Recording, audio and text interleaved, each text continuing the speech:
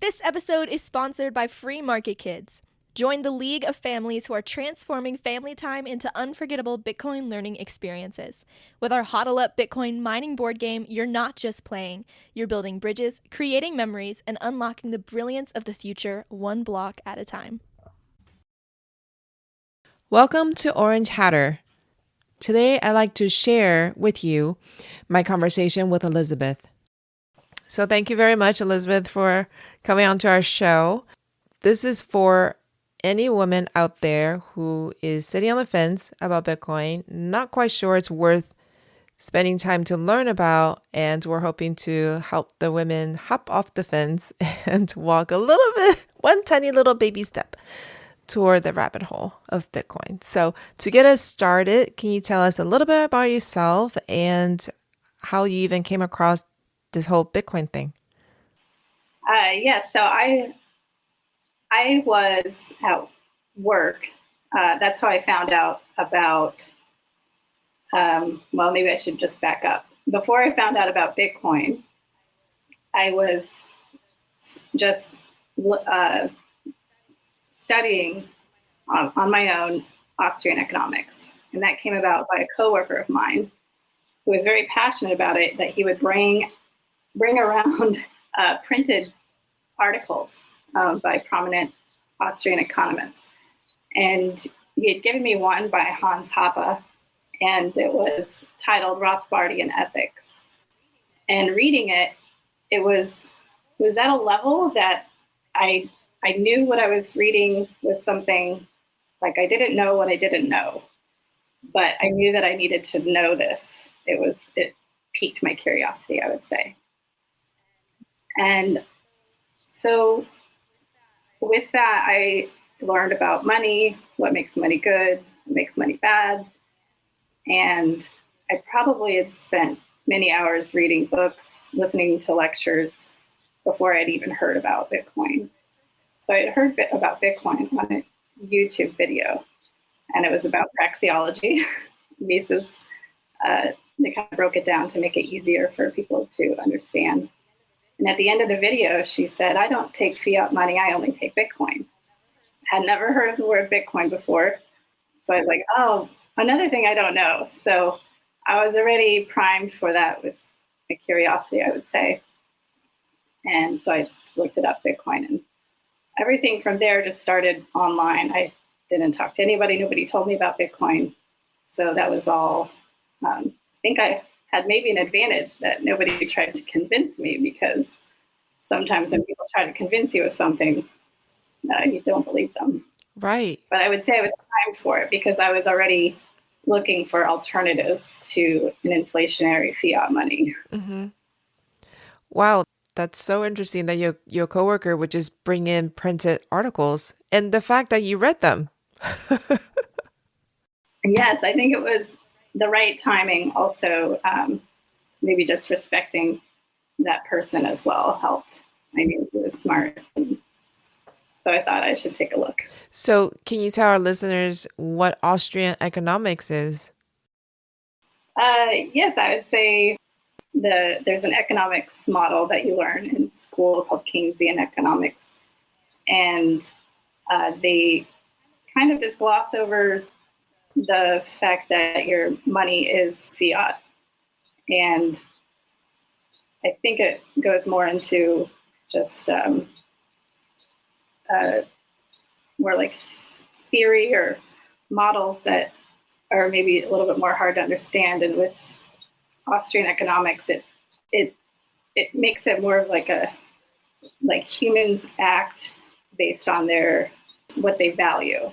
And so it kind of starts from a principled take on what you value and then how you exchange for that value. So if you're starting from that point of view, what made you interested enough to read up more on it? Because you said that you spent hours and hours reading up on it. What was the spark, the one thing that made you think, maybe what we're experiencing right now isn't necessarily the right system?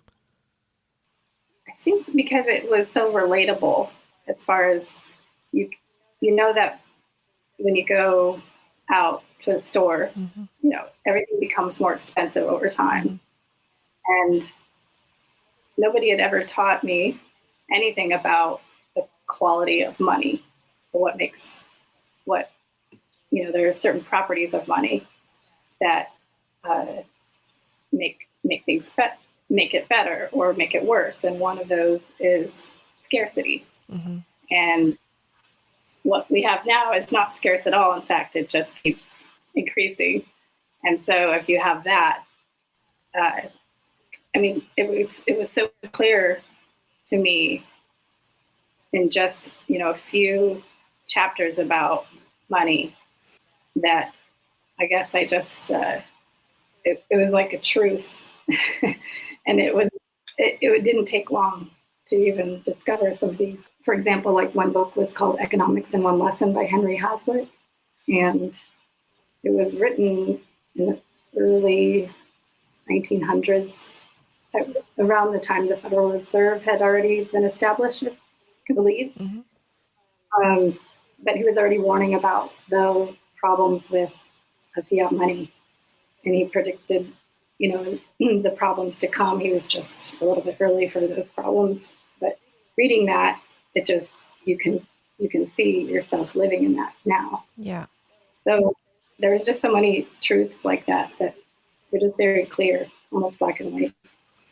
Yeah, in terms of the money printing, I read a quote and I almost didn't believe it myself, but it said that 90% of US dollars in circulation today have been printed over the last 2 years. And that's such an astounding thing to read. And even if it's exaggerated, it's still a really scary prospect. Yes. Yeah, that is. And I'm almost amazed that we're not seeing that already. Me too. But there are, interestingly, I think there's two ways to look at inflation. There's monetary inflation, what you were just saying. There was 90% more created in the last X amount of years, and 90% more money in the system, right? Is that correct? But price inflation is different, and that takes a while to show up. Yeah. And that's just what they talk about, like prices rising that you see in, consumer goods or even houses and those kind of things. But if you separate the two, there's always money inflation. Yeah. That's constant. Yeah. And price inflation can be sometimes mitigated by, technological advances. But money inflation is just there, and it's almost out of control.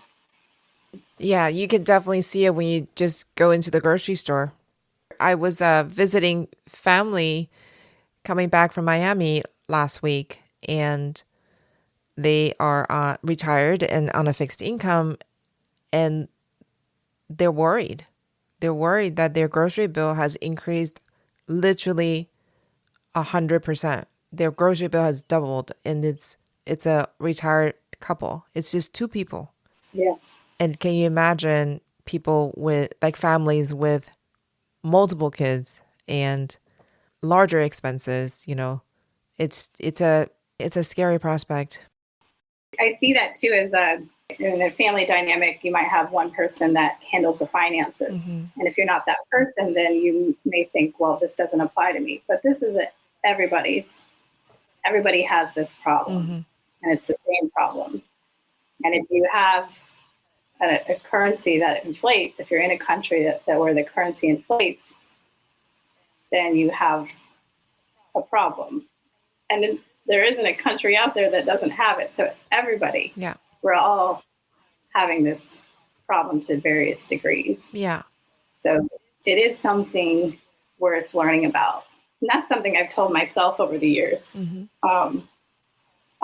because I was busy with, almost 3 different jobs, being self-employed, working full-time, and working on contract. And so I would tell myself, you're never wasting time if you spend time learning about Bitcoin, because I knew enough early on that this would be very important. And whoever discovered it, I kind of think of it more as a discovery than an invention, like a breakthrough with cryptography, but also had what I thought was that Satoshi was an Austrian economic because that part was so well done in creating a money that actually had good properties. Thank you for joining us today. We will continue this conversation tomorrow. Be sure to come back and hear the rest. See you next time.